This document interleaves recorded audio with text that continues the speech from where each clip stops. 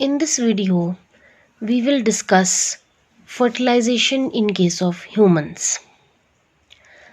First of all, we will define fertilization. Fertilization is the fusion of male gamete and female gamete to form zygote. Male gamete, as we know, is the haploid sperm, and female gamete is the haploid egg or ovum. Both of the structures, that is both the gametes, they are haploid in their nature and they fuse together to form a diploid zygote. Both male and female gamete have n number of chromosomes, and when they fuse, the product which is formed, that is the zygote, is diploid. So, in simple words, fusion of male and female gamete is called fertilization. Fertilization results in the formation of zygote. Now, there are various steps in fertilization. The first step is approach of sperm. Now, during this step, in one ejaculation, that is when the male ejaculates in the female vagina, he deposits about 3 to 3.5 ml of seminal fluid in the vagina, and this 3 to 3.5 ml of semen contains 200 to 300 million sperms. These are a very huge number which are deposited in the female vagina. Now these sperms, they are helped in their movement by certain ways. What are those ways? First is lashing movement of sperm tail. The tail of the sperm moves in such a way that it helps the sperm to move from one place to another. Second is prostaglandins. These prostaglandins, these are certain hormonal secretions which cause peristaltic movements of vagina and help the sperm to move. Third is aspiratory movements of uterus, so that sperms move upward in uterus. Uterus भी move करता है ताकि जो sperms हैं वो uterus में ऊपर ऊपर की तरफ को मूव करते जाएं और जो स्पर्म्स की मूवमेंट यूट्रस में स्मूथ हो जाए. तो 3 वेज से स्पर्म्स जो हैं मूवमेंट में हेल्प करते हैं. लैशिंग मूवमेंट्स टेल की, स्पर्म की टेल लैशिंग मूवमेंट शो करेगी. सेकंड जो है वो प्रोस्टाग्लैंडिन्स हैं जो कि हेल्प करती हैं पेरिस्टाल्टिक मूवमेंट्स ऑफ वजाइना. और थर्ड है एस्पिरेटरी मूवमेंट्स ऑफ यूट्रस. बट साथ ही साथ इन स्पर्म्स की मूवमेंट के लिए बैरियर भी है, इनको रुकावट भी झेलनी पड़ती है.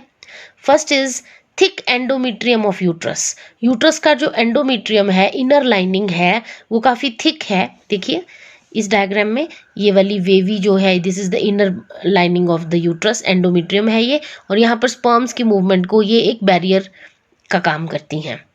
सेकंड जो है that is the acidic pH in female reproductive tract. ये भी एक बैरियर है स्पर्म की मूवमेंट के लिए, ये जो acidic pH female reproductive tract की है. Third is phagocytes in the female reproductive tract, they engulf the sperms. कुछ सेल्स, स्पेशल सेल्स जिनको हम फैगोसाइट्स बोलते हैं, फीमेल रिप्रोडक्टिव ट्रैक्ट में ये स्पर्म्स को दबोच लेती हैं, जो भी एक बैरियर का काम करती है स्पर्म्स की मूवमेंट के लिए. देन इन 200-300 मिलियन स्पर्म्स में से ओनली 100 स्पर्म्स जो हैं वो फेलोपियन ट्यूब तक पहुंच पाते हैं. Only 100 sperms they reach the fallopian tube. Sperms move at the rate of 1 to 4 mm per minute. ठीक है, जो स्पर्म्स की स्पीड है that is 1 to 4 millimeter per minute. Now when the ovum is released it must be and it meets the sperm. Ovum के release होने के बाद जब वो स्पर्म को मीट करता है, 24 आवर्स के बीचों बीच फर्टिलाइजेशन जो है वो अफेक्ट हो जाती है. Next is capacitation. Now let us understand what is the meaning of capacitation. Sperms जो हैं फीमेल के रिप्रोडक्टिव ट्रैक्ट के अंदर ही एक फंक्शनल एफिशिएंसी या फंक्शनल मैच्योरिटी अटेन करते हैं.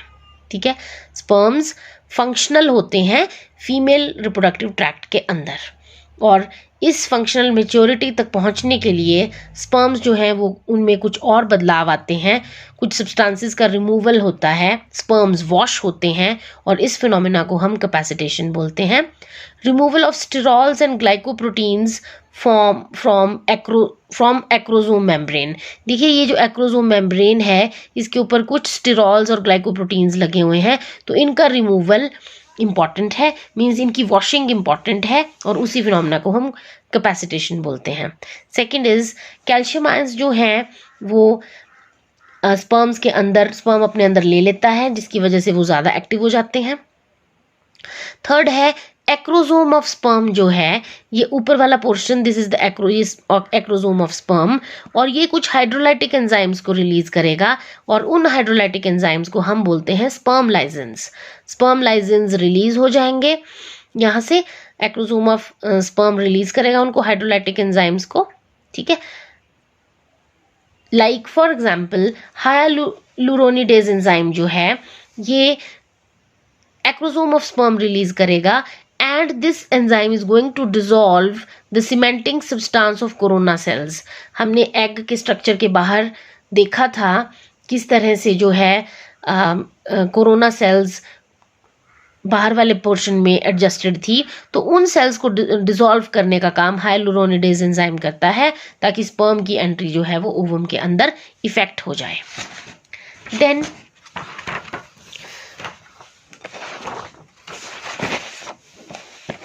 ऑप्टिमम पीएच, कैल्शियम मैग्नीशियम भी ज़रूरी है फर्टिलाइजेशन के लिए। प्रॉपर पीएच नहीं होगी तो हो सकता है फर्टिलाइजेशन ना हो, कैल्शियम और मैग्नीशियम आयंस का होना भी ज़रूरी है। देन एक और एंजाइम है एक्रोजीन। स्पर्म एक एक्रोजीन नाम का एंजाइम भी प्रोड्यूस करता है जो कि जेडपी लेयर और प्लाज्मा मेम्ब्रेन जो ओवम के पास लेयर्स होती हैं उनके अंदर को स्पर्म को एंट्री मिल जाए ताकि वो साइटोप्लाज्म ऑफ द ओवम तक पहुंच पाए, उसके लिए एक्रोजीन रिस्पॉन्सिबल है। स्पर्म खुद ब खुद एक्रोजीन को सिक्रीट करेगा ताकि जोना पेल्यूसिडा और प्लाज्मा मेम्ब्रेन ओवम की डिसॉल्व हो जाए और स्पर्म साइटोप्लाज्म ऑफ ओवम के अंदर एंटर कर जाए। जैसे ही स्पर्म एंट्री लेता है ओवम के अंदर, this causes completion of second meiotic division of secondary oocyte। अगर हम ग्राफिन फॉलिकल के स्ट्रक्चर को ध्यान में लाएं तो ओवम जो है ग्राफिन फॉलिकल के अंदर सेकेंडरी oocyte स्टेज में पड़ा हुआ था, और जैसे ही एग को स्पर्म मिल जाता है उस टाइम पर सेकेंड मियोटिक डिवीजन हो जाएगी और स्पर्म जो है वो डिवाइड कर जाएगा, एग जो है वो डिवाइड कर जाएगा haploid, ootid and second polar body में, ठीक है। सेकेंड मियोटिक डिवीजन के बाद कब होगी सेकेंड मियोटिक डिवीजन? जब सेकेंडरी oocyte स्पर्म के साथ यूनियन कर लेगा, तो एग जो है सेकेंडरी oocyte स्टेज में जो ग्राफिन फॉलिकल के अंदर पड़ा हुआ है, it will get converted into haploid, ootid and second polar body. Then इसके बाद न्यूक्लियस ऑफ ऊटेड, एग का न्यूक्लियस और स्पर्म का न्यूक्लियस दोनों एन है, हैप्लॉइड है, they will fuse to form diploid zygote having 2n number of chromosomes. This completes fertilization. Now we must know what is the significance of fertilization. Fertilization की क्या काम, क्यों ज़रूरी है? First of all fertilization ovum को activate करती है ताकि ओवम एक्टिवेट होने के बाद स्पर्म के साथ यूनियन करे, जाइगोट बने और एक न्यू इंडिविजुअल की उत्पत्ति हो। देन फर्टिलाइजेशन की मदद से क्रोमोसोम नंबर भी जो है डिप्लॉयड नंबर ऑफ क्रोमोसोम्स जो हैं वो जाइगोट में रीस्टोर होते हैं। देन दोनों पेरेंट्स के कैरेक्टर्स को कंबाइन करती है फर्टिलाइजेशन, जिसकी वजह से वेरिएशंस भी इंट्रोड्यूस होती हैं, एंड वेरिएशंस होने की वजह से इवोल्यूशन के लिए भी ये एक रॉ मटेरियल होता है वेरिएशंस, और रेस की इवोल्यूशन होती है। So fertilization is responsible for variations as well as evolution. Then sex of the young one भी फर्टिलाइजेशन ही डिसाइड करती है, क्योंकि स्पर्म जो है उसके न्यूक्लियस में जेनेटिक मटेरियल प्रेजेंट है, 22 + XX या 22 + XY क्रोमोसोम्स होते हैं। तो अगर 22 + XX स्पर्म का ओवम के 22 + XX के साथ फ्यूज करता है, then the child is going to be a girl, and if 22 प्लस XY फ्यूज करता है ओवम के साथ, then the child is going to be a boy. So this completes fertilization.